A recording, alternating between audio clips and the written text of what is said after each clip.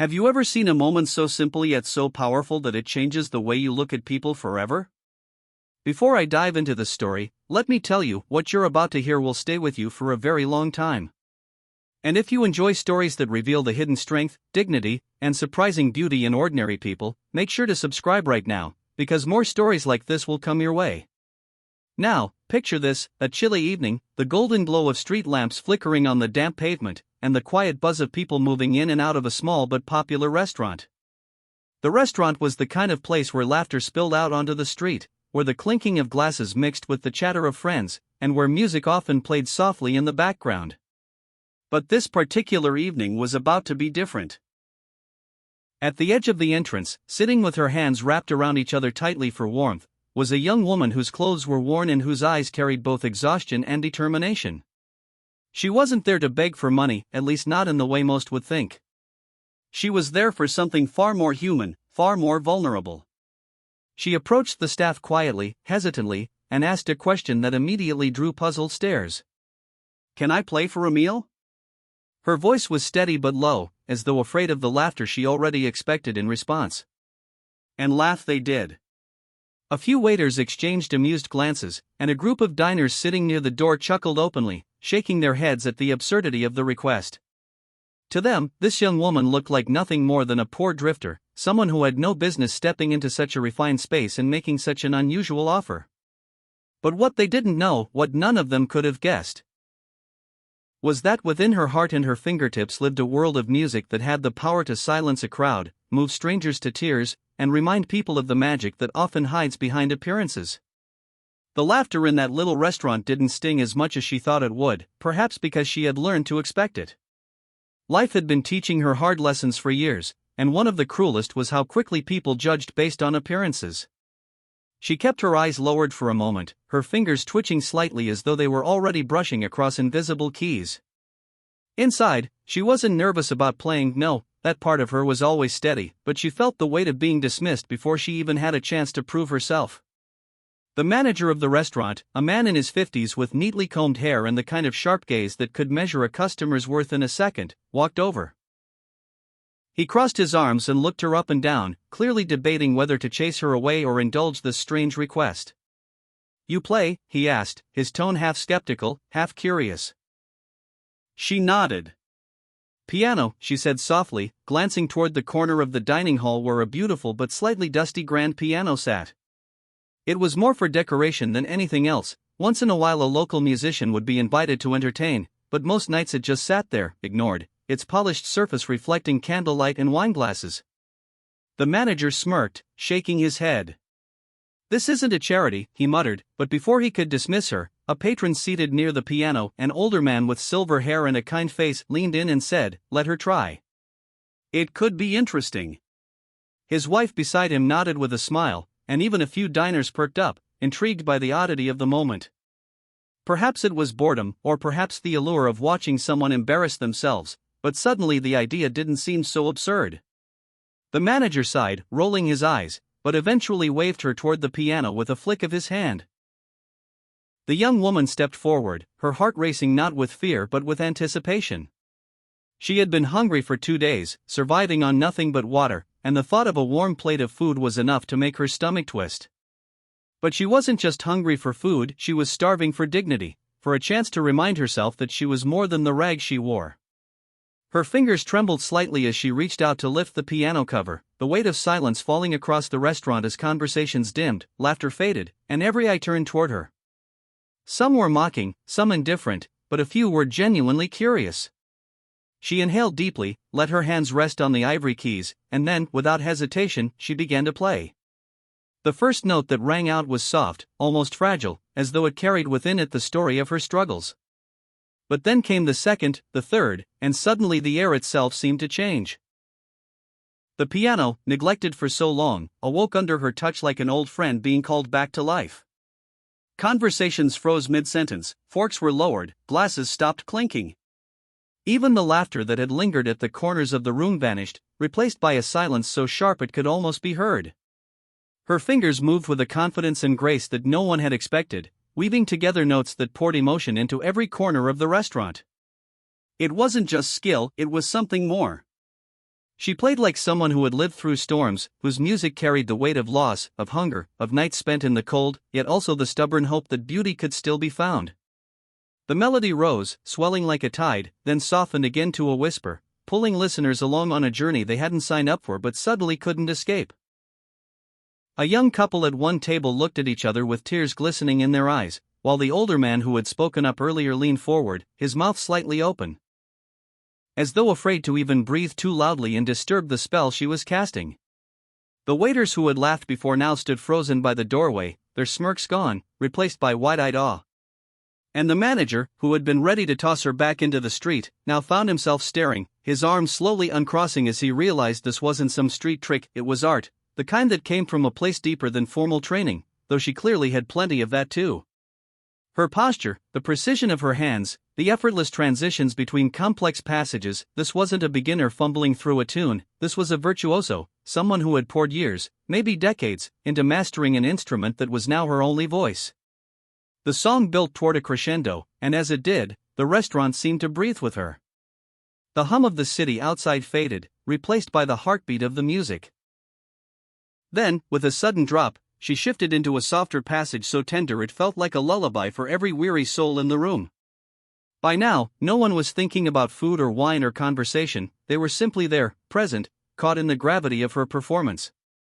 And as she played, a memory flickered through her mind of a time when her life had been very different, when she had once performed in grand halls with chandeliers glittering overhead, when applause had been thunderous and her name had been announced with pride. That was before tragedy, before loss stripped her of everything. Tonight, in this restaurant filled with strangers, she found herself not reclaiming that past but proving that even stripped of status, clothing, or comfort, the gift within her had never died. As the music unfolded, something remarkable began to happen in the room. People who had once been strangers suddenly found themselves united by a single thread of sound. A businessman who had been scrolling through his phone at the bar set it down without realizing, his eyes drawn to the fragile strength in the young woman's hands. A group of friends who had been laughing loudly just minutes earlier now sat in utter silence, some with mouths slightly open, trying to process how the girl they had almost mocked out of the room was now moving them in ways they hadn't expected. The melody carried them all, weaving invisible connections that words never could. The woman herself was lost in the music. For her, the keys had always been more than an instrument, they were a language, a confession, a lifeline. Every strike of a note was both a release and a prayer. Every pause a moment of breath that allowed her to remember why she had asked to play in the first place. She had grown used to hunger gnawing at her stomach, but it was the hunger of being unseen, unheard, unvalued that had truly worn her down. And now, as she looked up briefly and saw tears glimmering in the eyes of a child at the nearest table, she felt something shift inside her. The restaurant was no longer just a place of potential rejection, it had become a stage where she could reclaim the dignity the world had stripped away. The crescendo came again, this time more powerful, almost defiant. Her fingers blurred with speed and precision, yet never lost control, as though she carried storms and sunlight in equal measure. The manager found himself leaning on the counter, no longer calculating profits and losses but caught in the undeniable truth that brilliance could come from anywhere. And he, a man who prided himself on knowing the worth of people, had nearly turned away genius disguised in worn shoes and frayed sleeves. The young woman's heart swelled with emotion as she thought of her late mother, who had once sat proudly in the front row of her performances, whispering encouragements that still echoed in her memory. She played as if her mother were in the room, as if each note could reach her across time and loss. By now, the diners had forgotten their meals, plates of half-eaten pasta and glasses of wine stood abandoned as every soul leaned in, waiting for the next note. A hush of reverence filled the air, the kind that happens only in the presence of something pure, unplanned, and unforgettable. And then, as though reading the room, she let the piece draw toward its close. The final notes trickled out like raindrops, delicate yet full of meaning, and when her hands finally lifted from the keys, the silence that followed was deafening. It lasted for a long moment, thick with awe, until suddenly the restaurant erupted, not in polite applause, but in thunderous clapping, cheers, and even whistles. People stood from their seats, a standing ovation that seemed to shake the very walls. The woman bowed her head humbly, her chest rising and falling with the effort of holding back tears. She hadn't asked for praise, only for a meal, but what she received was far more nourishing. The validation that her gift still mattered. The applause didn't fade quickly, it swelled like a wave, crashing again and again as if the audience was unwilling to let the moment slip away. The young woman, still seated at the piano, lowered her head, overwhelmed not just by the sound but by what it meant. For so long she had walked through the world invisible, carrying her talent like a secret no one cared to discover. Now, in the unlikeliest of places, surrounded by strangers, that secret had burst into light. A little girl darted forward from one of the tables, clutching a napkin in her small hand, and placed it gently on the piano as though it were a bouquet of flowers. "You play like an angel," she whispered, her voice carrying in the stunned quiet that followed the applause. The woman smiled faintly, her lips trembling, and for the first time in months, she felt warmth spread through her chest that had nothing to do with food or drink.